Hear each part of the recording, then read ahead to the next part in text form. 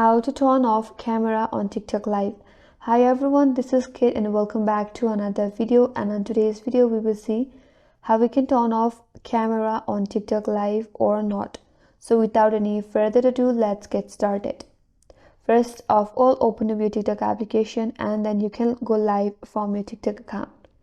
And if you notice, TikTok doesn't currently have a built-in option to turn off camera during a live stream while keeping the live session active. However, there are some alternatives that you can consider.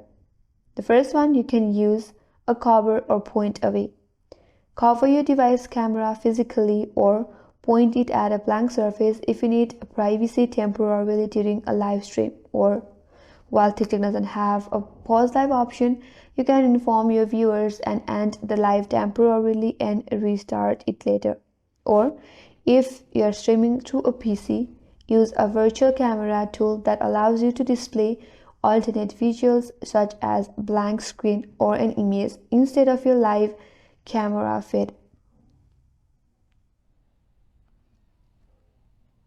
So by doing so, you can turn your camera off in TikTok. And that's all for this video. Hope this video was helpful. If you're new to our channel, consider subscribing, and thanks for watching. Stay tuned for more videos.